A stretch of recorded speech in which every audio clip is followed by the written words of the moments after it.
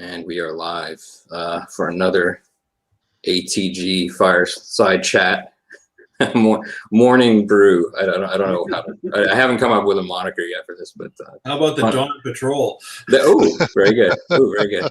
Okay, duly dubbed. We're going to switch it up a little bit today. We obviously have Larry Bond and Chris Carlson, but also invited my friend Mark Hitchcock. He's an M&S project officer at NAVSEA. M&S is modeling and simulation for anybody. It's not on the jargon. But thank you for coming, everybody. Mark, Chris, and Larry. Pleasure. We're going to spin up the topic, do a little bit of a spin on the usual topic. We normally go head first into Harpoon or other ATG product land. We're going to talk a little bit more about professional wargaming and how it has influenced the Harpoon series as well as other ATG products, but in reverse, how Harpoon and your collective work on the product and products has potentially even had an influence on professional wargaming in reverse. We'll start with just your experiences around Persian Incursion, which is a very good game, by the way. Love it. Extremely detailed, which kind of leads into my first question as to what the impetus was. What was the main reason that ATG decided to dip their feet into a board game in general, but it obviously has professional wargaming influences as well? Well, the main impetus was obviously the very heavy press coverage in the late first decade of 2000, 2008, 2009. There was a lot of publicity about Iran's nuclear program and Israel not being happy about it. U.S. political candidates were very vocal about how they would not allow Iran to possess a nuclear weapon. And the obvious retort from Iran was, make me. And so obviously the question of military force comes up. And like any good war game, Harpoon can model effects. And so we said, gee, let's take Harpoon, use it as a simulation tool, and try and see what would happen. We're not saying that Israel should or we should or that they should not. We just want to know what happens when you bang the rocks together. And that, I won't say it opened a can of worms, but it led us on a voyage of developmental discovery, because you can model the military effects of an airstrike on a Iranian nuclear installation or any other installation in Iran quite simply using the game. But what does that tell you? Yeah, Israel can blow up the Natanz nuclear plant. But what does that mean in a larger context? And that larger context is what we had to develop for the game. And that gradually led us through steps into a political military game that was very different from Harpoon is miniature and tactical, individual ships, individual aircraft. All of a sudden, we're talking about rest of the world political effects at the UN. And the key takeaway from Persian Incursion is that the military effects of a strike are almost irrelevant. It's the political effects of that military action that really drive what happens in the game. And the cards in that game, because you're playing a very brisk card game at the same time that you're either shooting down airplanes or airplanes are bombing things. That is where really the magic happens. Now, we took that game and put it out there, and we hope for a stronger professional response, because that, obviously it validates what we've been doing, and also we felt we had something to contribute in terms of the discussion. And we had a lot of very diverse reactions from different people. The Paul Mill guys, over at the State Department, over at where the civilian side, they didn't care about the military stuff, but the political military game, they loved that. They wanted us to simplify the military stuff down to it's just like they bomb something, what happens? On the other hand, we had military guys who were very interested in the fact that you had to assign aircraft to particular targets over a series of days, and there was a campaign, and they looked at it for staff planning. They asked for simpler tables and faster ways of resolving the strikes themselves so that they could concentrate on that aspect of it. And we've had it talked, we've heard through back channels that various institutions and organizations have used the game, since they all deal in material that we really don't want to share on the internet. They haven't come back to us with any useful feedback. But, okay, so I'm a little. That's very interesting. In that, my impression while reading it was that you might have been approached by a defense company before even starting it. It's so detailed and it's very detailed and it's very specific as well, which is good. So I was kind of wondering to myself how adaptable Persian Incursion would be to other geopolitical military conflicts. How if you were, well, I'll posit this, if you were to adjust it to a different theater or milieu, if you wanted to adapt it to South China Sea, for example, and all the factors involved there, do you feel like it would be adaptable readily or easily? We've looked for ways to adapt it to other situations. For instance, one of the first places I looked was Cyprus, where you have, the Greeks and the Turks just can't seem to come together over there, surprise.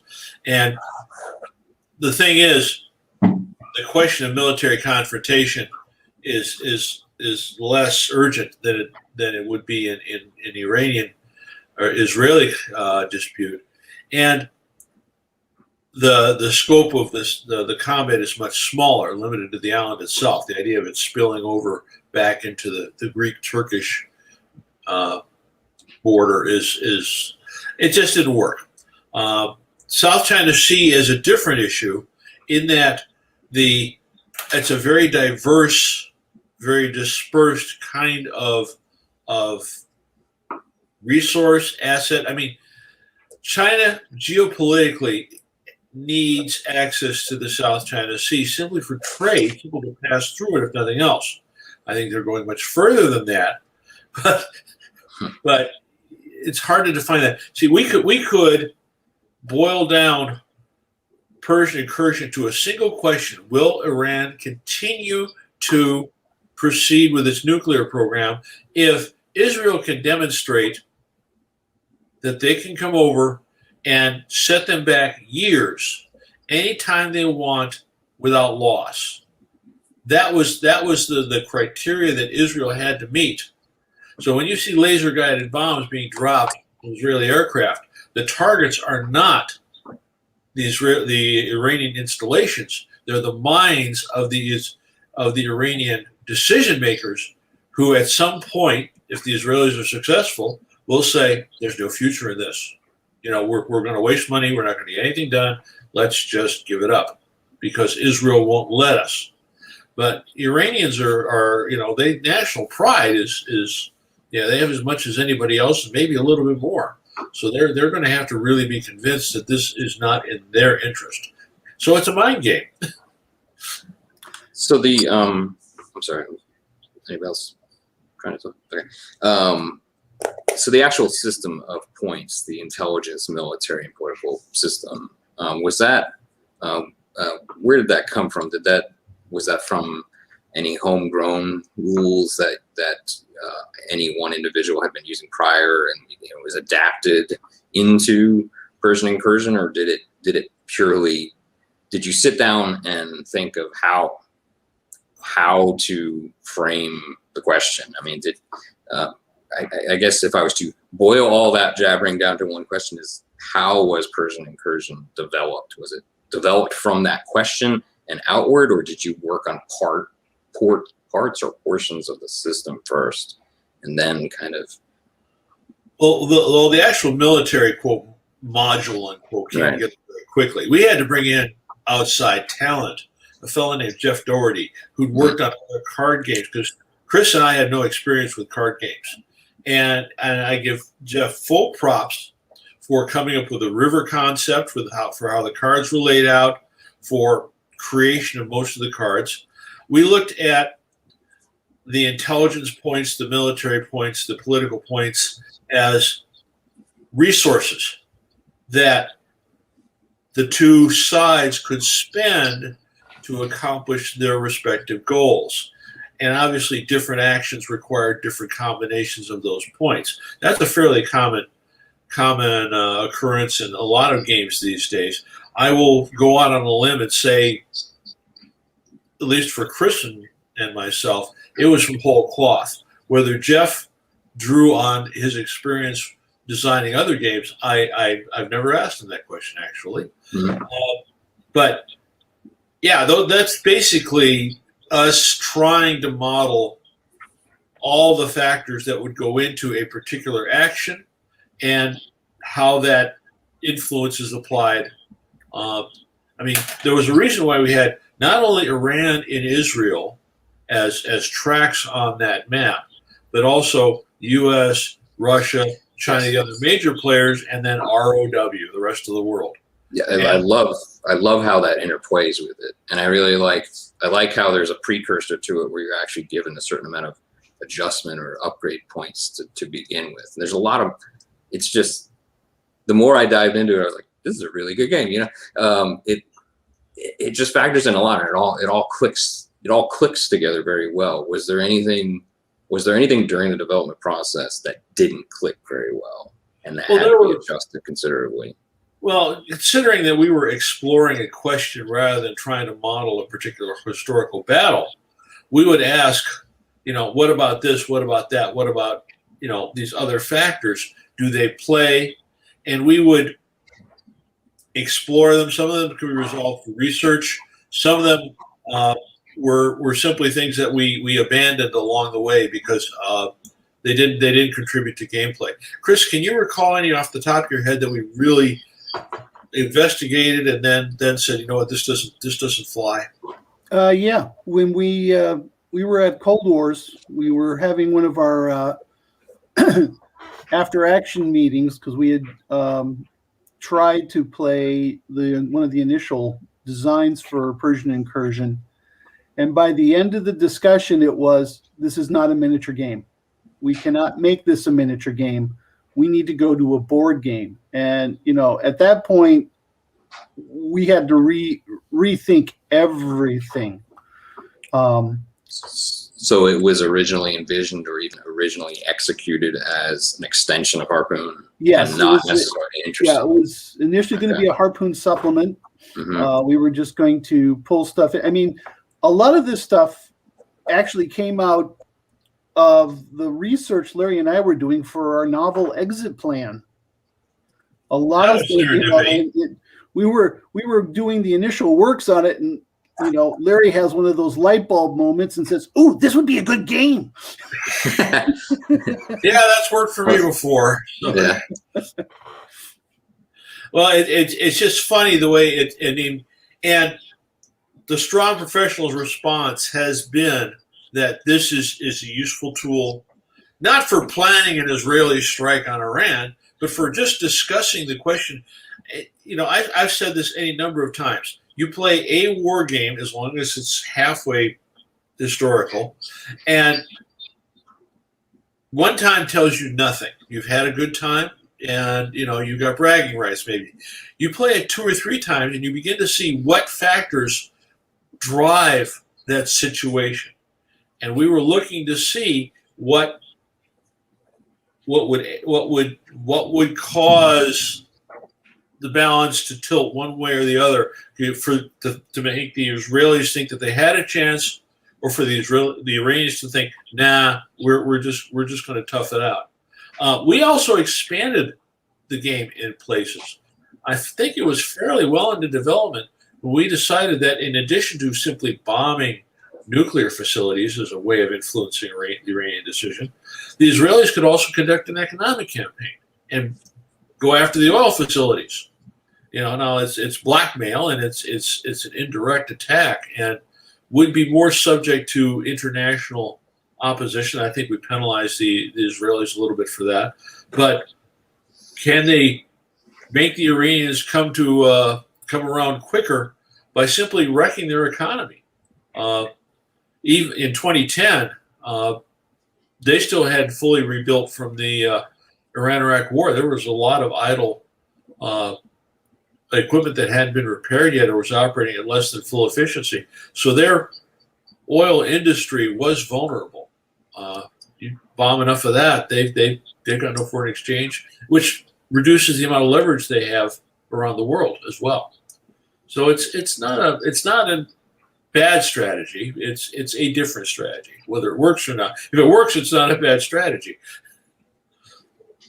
But so the flyover concerns can seem embedded in the question and the answers and so forth. I'm assuming that the factions involved, the countries involved, were pretty much the same from the get-go, or did you find that, hey, this is a really interesting political concept, and then you expanded it to other countries? Or in other words, did you have like 4 to 5 countries to begin with and then expanded it, or was it?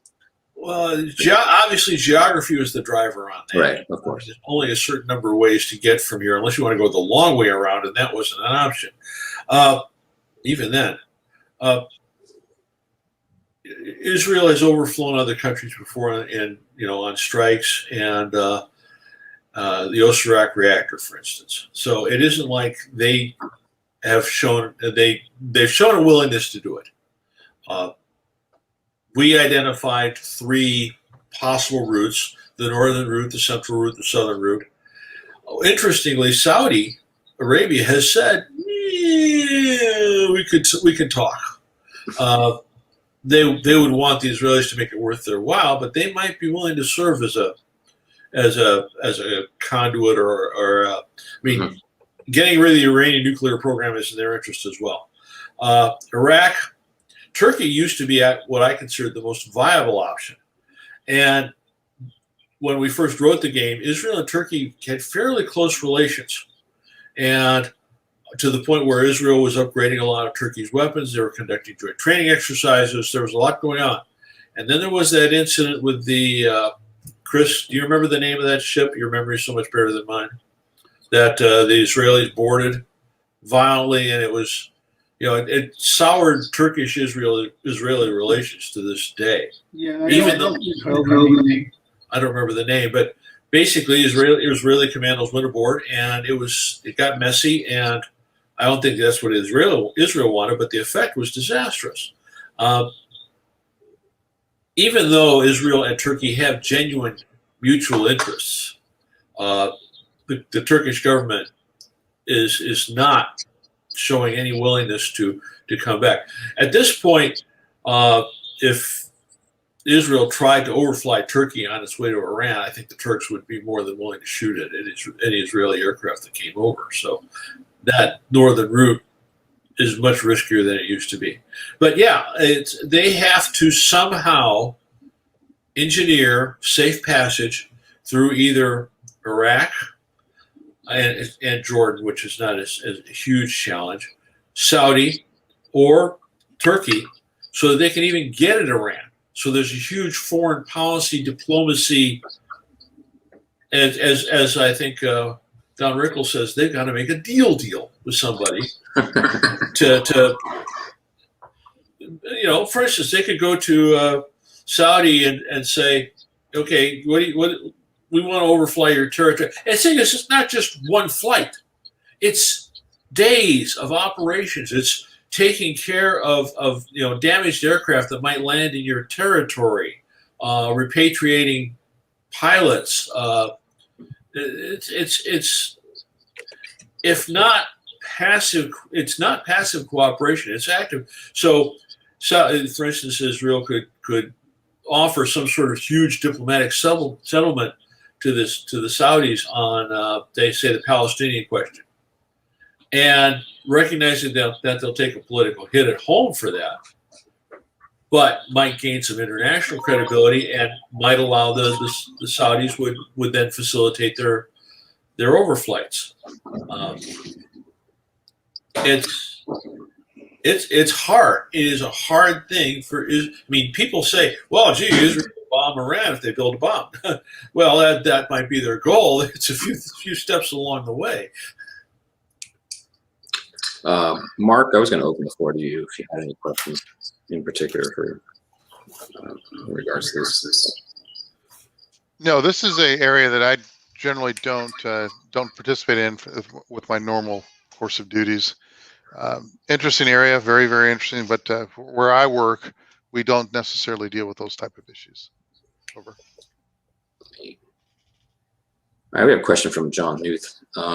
Any thought to expanding Persian Incursion into a longer-term diplomatic simulation? And there was a follow-up. There was a follow-up to that, including spying, sabotage, and economic effects. Well, spying, sabotage, and other such things are in there already. Right. I mean, the game after 10 years needs updating, although it is not as dated as one would expect.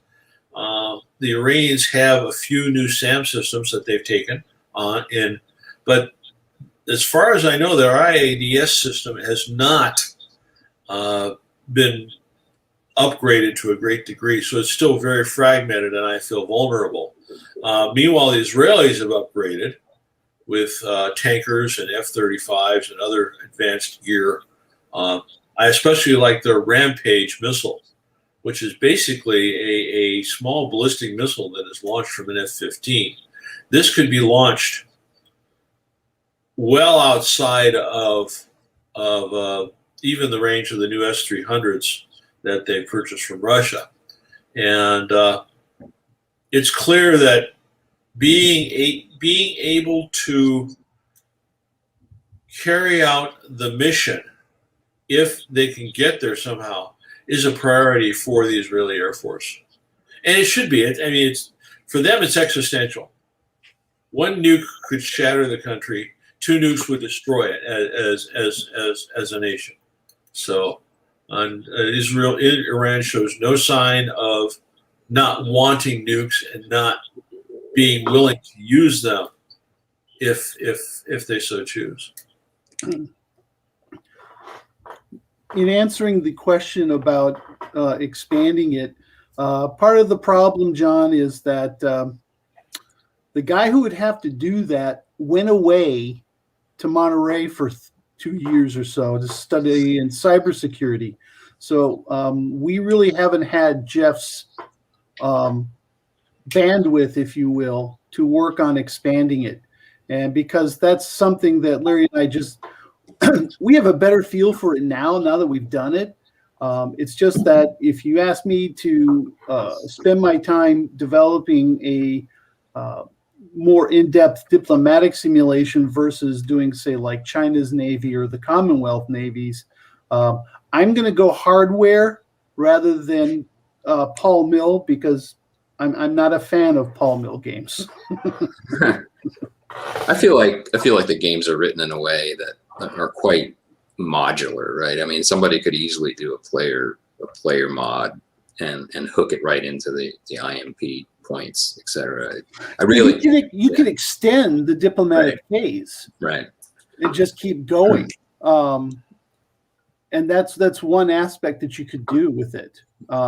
As far as modifying it, yeah, Larry mentioned there's new SAMs. There's Iran's really gone overboard in its own indigenous radar systems, largely with the help of China. But they haven't done squat with the Air Force. And they haven't really worked on the problems of coordination yet. So, we're playing on the edges with the Iranian aspect of it in terms of defensive. I mean, I don't think Iran has acquired a single new aircraft since we wrote the game. Now, if their Air Force was outdated in 2010, what is it like in 2021? The same aircraft, the same order of battle. much more difficult to repair and keep up, as we're finding with our own equipment. I think we will kind of move on from Persian Incursion into our second topic, which is Harpoon 5 as a basic training tool. This is a topic I've had a great interest in. I've even come to the point of thinking that I think it should be almost a mandatory certification for all surface fleet commanders, right? That might be a little overstepping, but hey, I'll say it. I feel like it, where other PC-based, AI-based programs can obviously help you from a more of a simulation perspective. What I've personally taken out of learning Harpoon in general is that it is that act of slowing it down and understanding the variables that is quite educational from a layman's perspective. But I would think that for a fleet commander's, commanding officer's perspective, it would be unprecedented tactical knowledge. I'm going to open the floor. Just what have your, not only your thoughts been on this topic, but what experiences have you had in it being used as a tactical or strategic training tool? Well, at the risk of showing our age, Too late. my friend Mike Harris and I started a wargaming group at the University of Minnesota in the early 1980s. And we had then Lieutenant Bond come give us some of his Christmas leave time to make an argument to my professor of naval science, Captain Doug Menekine. And the whole purpose of that point was, hey, this is a great way for us to play with all these neat little things they throw at us in our naval science courses. And Doug Menekine wouldn't make it required, but he gave Mike and I some money. Larry gave us a whole lot of suggestions, and he opened up time for us. And we started running games every Saturday. And yeah, you start thinking all those neat little, equations and concepts they give you in the naval science courses. It's one thing when you read a book or you watch a lecture, it's kind of bland, it's sterile. And then you give them a bunch of miniatures and say, okay, now do this. And Mike and I would do things like, okay, you need to change formation. Show me your maneuvering board. How are you going to do that? So we were folding in a lot of the basic concepts that naval officers need to have to get them to play the game. And that we had a very strong following. We had about 24 people, and that included one guy who ended up being the president of the Naval War College.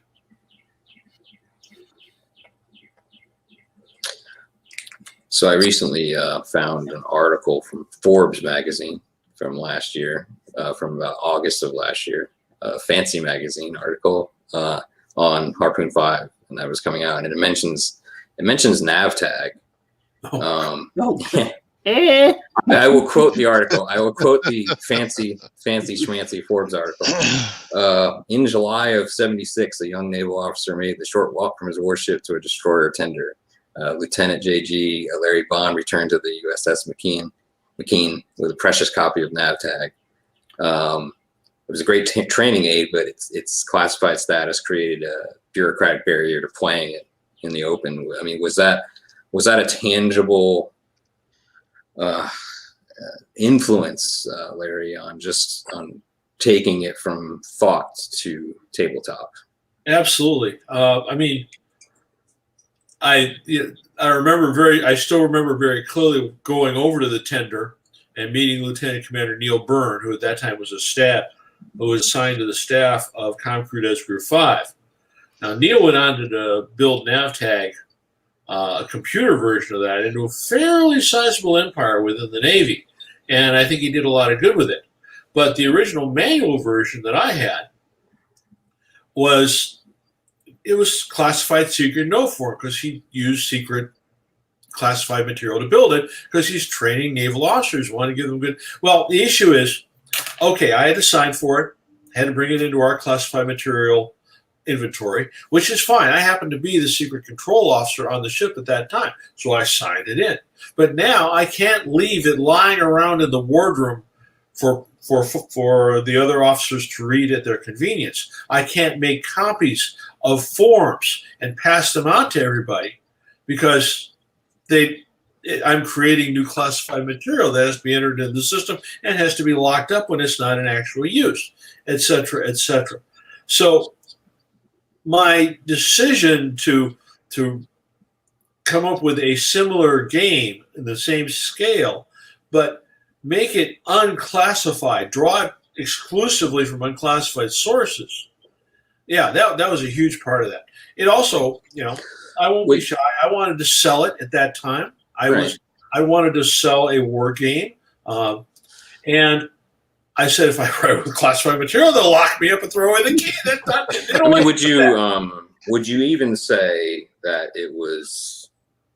Would you even say, if you can, that it was limited in its scope, and that it actually needed some breathing room, and that it needed some tabletop hobbyist attention, if you will? Like, the one thing I've been kind of gathering up in my research in professional wargaming is that the hobbyist side of things has a certain level of freedom, if you will, right? A lack of sponsor, right?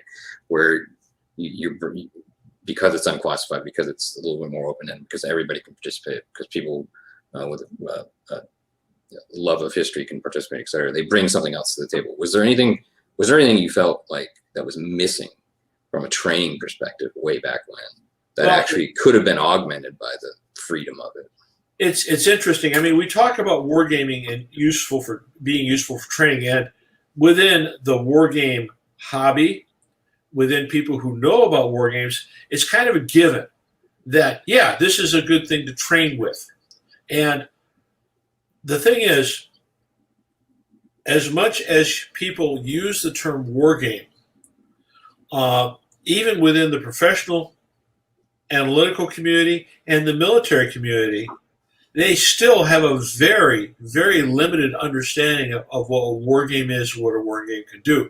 I gave a keynote speech several years ago at the Connections Conference, which, by the way, is an interesting group of people. It is hobbyists, it is professional war gamers, people like Rand and others, and then it is the military community coming and looking for games and other tools that they can use for training, for planning, for whatever. So Connections is like this discussion we're having, which is lasting an hour or so, going on for 3 or 4 days, and it's like drinking from a fire hose. But to get back to it, the use of a war game as a training tool, as a planning tool, is not automatic once you get outside of our community. We are crowdsourcing to let's use a term here, because anybody can come in, anybody can contribute ideas. That's how you get fresh blood. That's how you get fresh ideas. People who are doing this for a living at Center for Naval Analyses and other places, they've got to deliver a particular tool to a particular customer within a very tight time frame, and usually in almost no money. So they work with what they've got.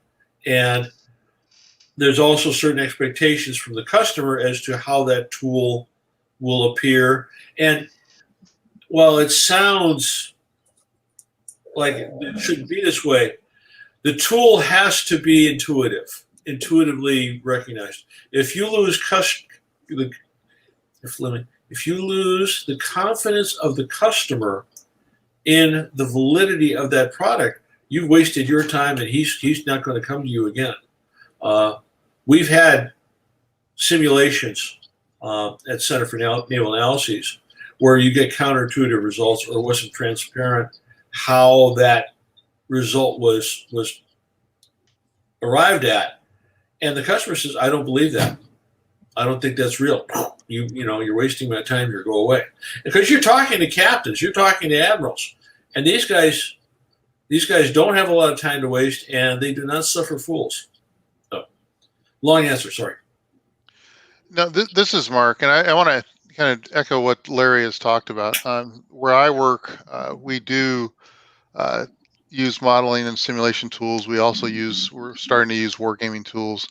And what I will tell you is, the biggest theme biggest takeaway that I have personally is that there is a distinct misunderstanding of what wargaming is and what it can deliver for you. Like Larry talked about, when you walk in a room and say, "Hey, we're going to use these tools to do these certain things," folks have levels of expectations that may or may not be realistic. And if they can't suspend that disbelief as to the validity of your system and the actions that are outputs that are being created, they're not going to come back.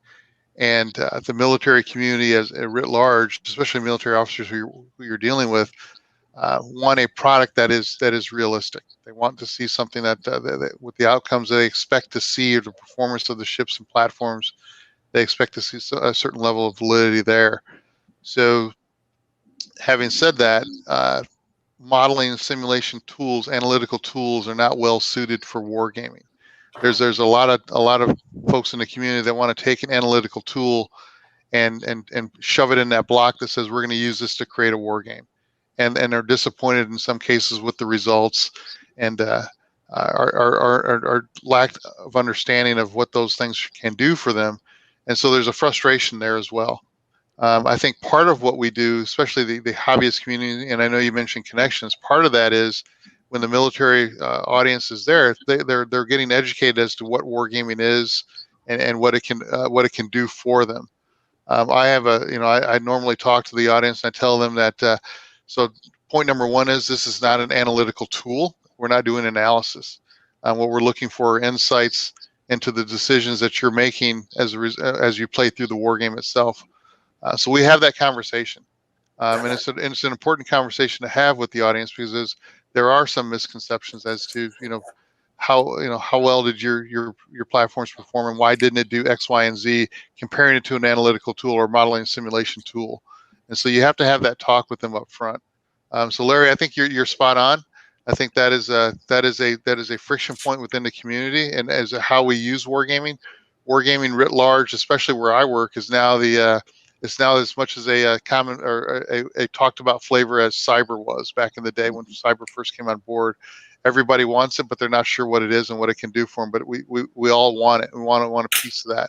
And part of my job, and especially the folks that I work with, we try to ensure that, number one, we educate them as to what wargaming is and what it can do for them, and take away some of those misconceptions that may be there from day one. An interesting point about the utility of war games and how, we're basically all evangelists to the military and the professional community, more to the military, saying war games, what are they good for? How can you use them? Yeah, you can't prove that a particular tank is going to dominate the battlefield with a war game. These are fairly basic lessons that within the hobby we understand almost intuitively, but the knowledge is not universal, and you have to go back. It hasn't always been that way. In Matt Caffrey's book on wargaming, he talks about in Imperial Japan, Germany. I'll get it right eventually. In the 1800s, wargaming was not only an accepted part of the training cycle. It was a requirement. It was a requirement for promotion to the staff, to higher rank, that you had to be able to create and run a war game successfully. So, in other words, that higher level push had to requirement made sure that the knowledge of how to use these tools was disseminated throughout the military. We've had pushes periodically from service secretaries and others, but it's certainly not to that level. I mean, for basic training, I mean, it's almost a given. You can get away with that. But you go to a bunch of guys I went down to a Marine intelligence school. You think and these were very smart guys, E5s through O2s. They didn't. I had to explain what a CRT was to them, and I was demonstrating the Iran Persian Incursion and how it could be used. And there were some skill mismatches. For instance, none of them were familiar with air targeting because they were all Marines, ground types, so they didn't know about air. But we got past that. It wasn't until they learned that they could blow stuff up if they rolled the right dice that they got engaged. They were Marines after all. Chris used it to train a bunch of midshipmen. And these guys, correct me if I'm wrong, Chris, there were a lot of blank looks when you started. I mean, it was a tournament with 3 schools, and these guys are middies who are going to go out and do this in the real world with live ammunition. So we really would like them to up their skills. And they didn't know what we were talking about, did they? There was some blank stares initially, but then we started tying aspects of the Harpoon game to what they had learned, and we did a 5-week game. By the way, if anyone wants to see what really kind of sort of happened, I did a presentation for Connections Online, the one that Chris Weave ran, and we were on day 1, session 3, something like that. And I go over the tools and what we did in that particular game. So if someone wants to look at that, there's a YouTube video on it you can go grab. But the bottom line that we tried to do was to stress surface warfare, because when you're doing an educational game, particularly as fundamental training, you got to keep it simple. You've got to really focus on a theme or a goal, and ours was Larry and I were trying to really get him into the idea that detection and targeting are not the same thing, and that they are very necessary, particularly for long-range engagements. And we worked the game so that they had to do that. And by the end of the game, they were really starting to get the hang of it. They were starting to really believe in using aviation assets, and that keeping the guy away from them was absolutely wonderful. Don't charge in the middle of the crowd. Bad idea. So let me add another thing to the conversation. Where I work, our charter is to do what we'll call analytical wargaming, and by that I mean we're taking those approaches and using our tool. In this case, we're using Command PE, Command Professional Edition, to gain insights into a particular problem that's been identified by the sponsor. So we're more interested in looking at the insight into concepts of employment or new capabilities, and understanding. At the end of the day, I've heard it, the term used in a couple of different ways: military utility, operational benefit. I like to call it the operational impact. So if I gave you a new widget, what would that do to how you're fighting? How would it change the way you're fighting today? So we use it in that manner primarily. What I will offer up is that there was initially a lot of confusion as to what that tool could do. You're looking at Command PE and you're wondering how to make the sim work, and we took the approach, a little bit different approach as to using that tool. We didn't want the participants to worry about how to use the simulation tool. That was our job. We want you to go back and understand and take the lessons or the knowledge that you have, take an operational vignette or tactical vignette, and apply what you know to come up with courses of actions and with these new technologies, and tell us how you would fight it today. And we'll be responsible for ensuring that the simulation runs the way it's supposed to run, and we can give you the output at the end of the day. So we found that by using that approach with our participants, we got better results. We were able to have better conversations about the insights that they were getting. We got better conversations about the technologies that we were employing. And the other thing we did, we had some success with, is that to your earlier points about getting military or uniformed participants into the gaming environment, if you will, we did a couple of things. Number one, we understood that new technology was going to take some time to explain that to the participants. So what we did is we brought in the scientists and engineers who had designed those solutions to be part of the gaming experience. In other words, we put them in the teams themselves. So they were sitting next to those military officers and explaining, hey, here's how that new widget works. Here's how it's going to function in your environment. And we found that by marrying the scientists and engineers with the uniformed officers, we got a really good product at the end of the day, because that's what the conversation is all about. What is the operational impact? So how do you know that if you're a scientist working or an engineer working in a silo, just creating your solution and maybe sort of putting it into a vignette and making it work? You really want to hear from the military, the operational community, I call it, as to what is the benefit of doing that and how would they employ it. That's where the real conversation takes place.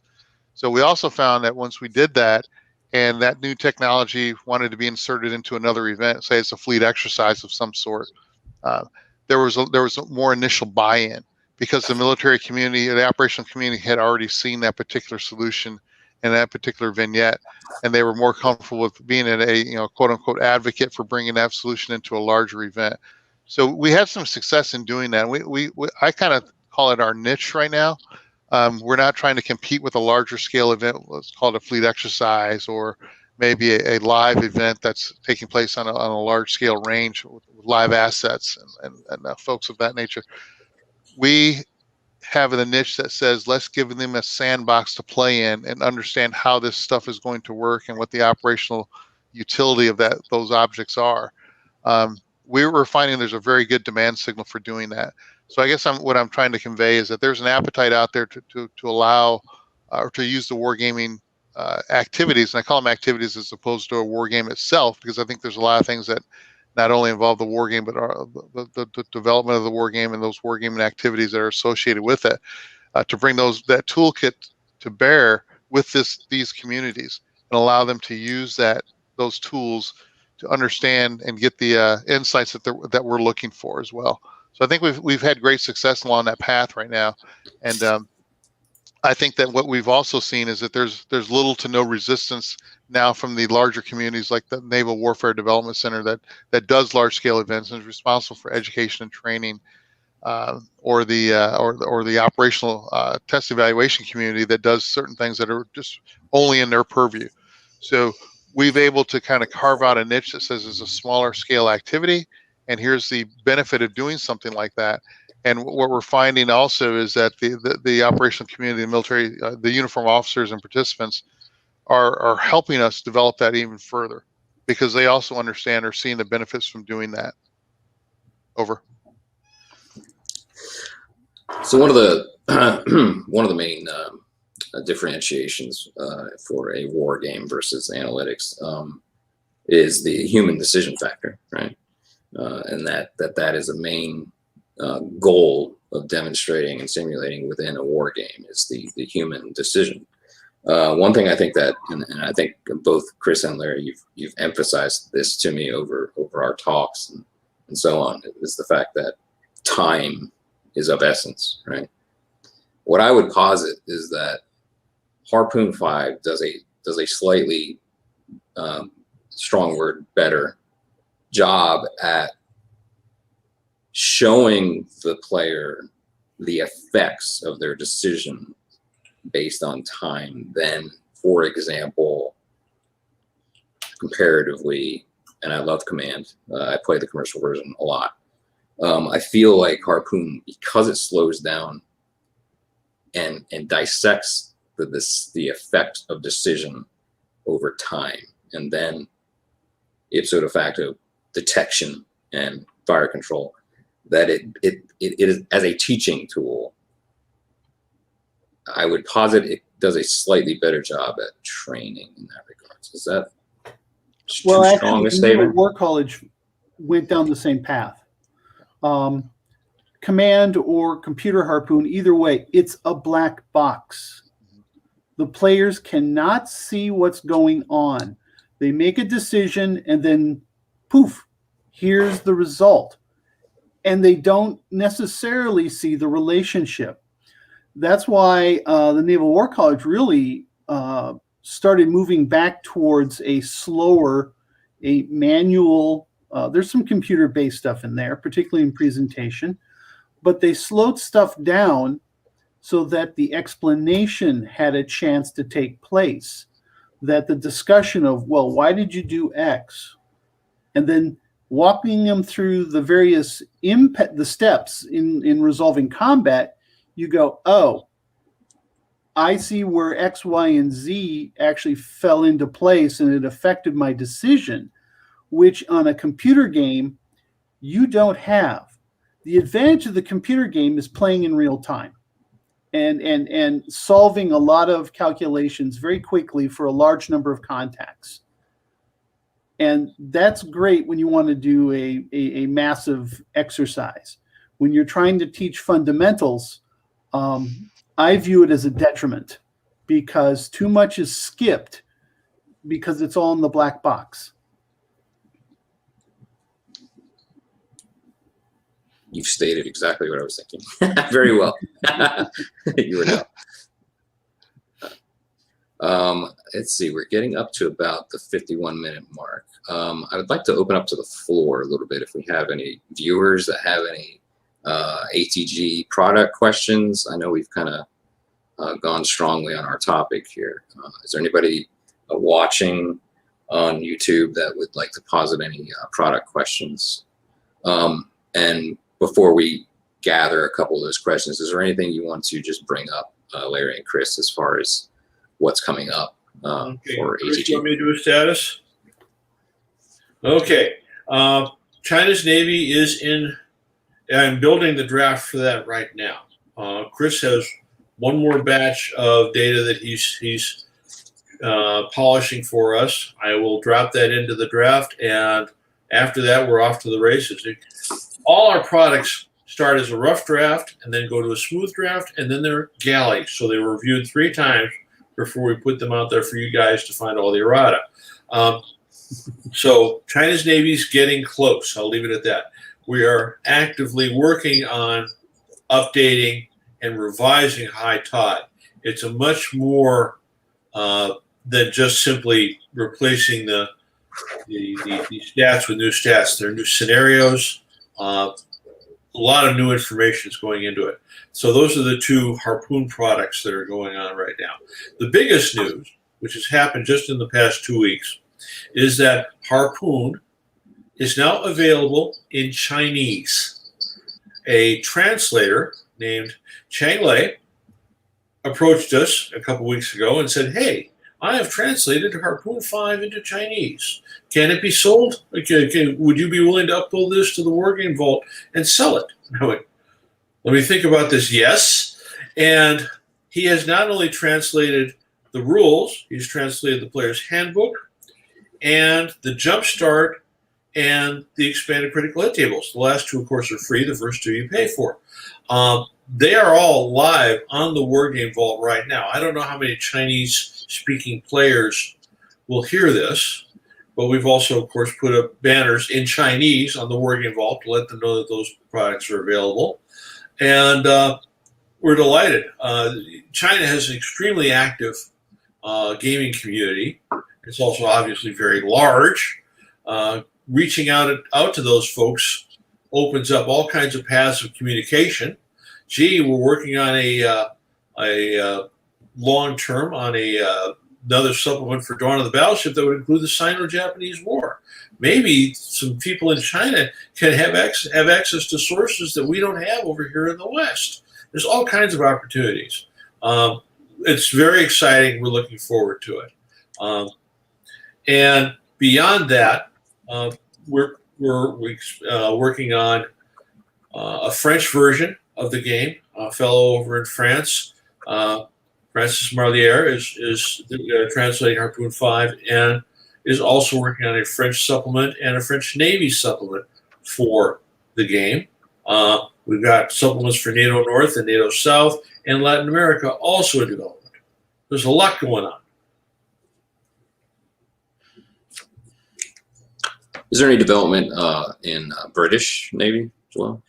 Oh, yeah. The Commonwealth Navies is actually the next one Larry and I are going to work on while everybody else is doing other stuff, because the Commonwealth feeds very nicely into High Tide. It feeds very nicely into Steve Jolly's Latin America supplement, and of course, it's half of the Falklands supplement that Ed Kettler is going to be updating. So we're going to take on the Commonwealth as a single product. And that should be a whole heck of a lot easier than trying to divine into China, because they keep changing names and it's annoying. Well, there's also the fact that it's in the same language. This is a big help, yes.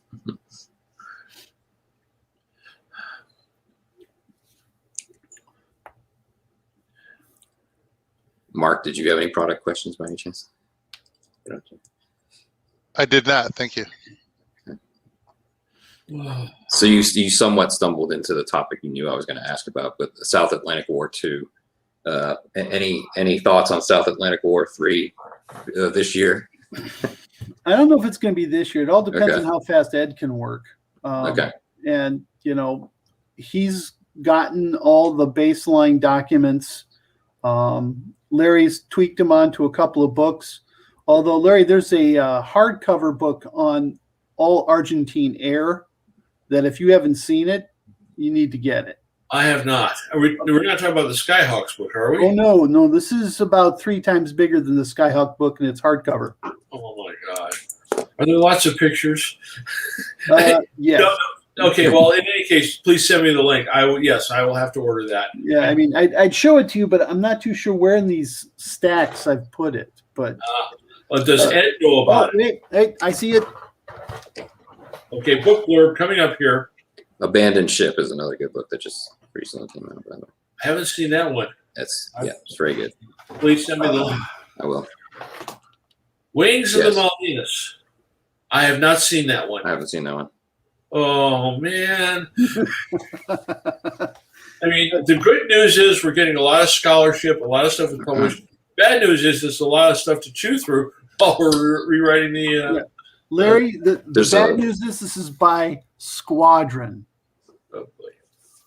There's a new one. There's a new one on the tactical air war from the Argentine and British perspectives coming out. I'll post it as a comment.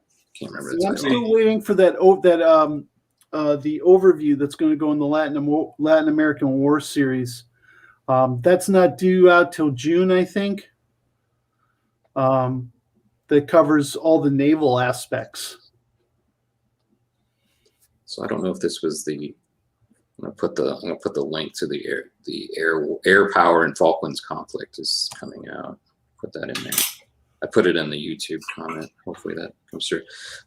Yeah, it's based on a dissertation by John Shields in regards to air power and the Falklands conflict. It's an operational level insight. I've read the dissertation, and I hope he expands upon it. So that's our book review it's our mini book review for the chat. I think any other last second questions from the crowd? Anyone? Any last minute thoughts amongst the panelists? Just that we're looking forward to being at, I guess they're now calling it Historicon in November. That's going to be in Valley Forge Conference Center. And right now, Larry and I are planning on being there. Absolutely. And also there's an Origins is in October, which should be interesting, and see how they run it in the fall instead of the summer. But that's in Columbus, and I plan to be there anyway. I don't know if Chris will come, but I'll show the flag. So I'll go ahead and plug our local miniatures convention too. We have a Southern Front 2021 in September. So that's going to be at the the RDU 4 Point Sheraton in Morrisville, which is right by the airport. So I plugged it into the comments too. So very good conversation. I love Persian Incursion. I'm going to toy with doing a module or two just to kind of see if I can play around with it a little bit. It's a great rule set. And thank you very much for talking about Harpoon as a training tool too as well. Very good conversation. Thank you, Peter. Thank you, Peter. Thank you, Mark. So hard for us here. Appreciate all the insight. Yeah, thank you very much. Bye-bye.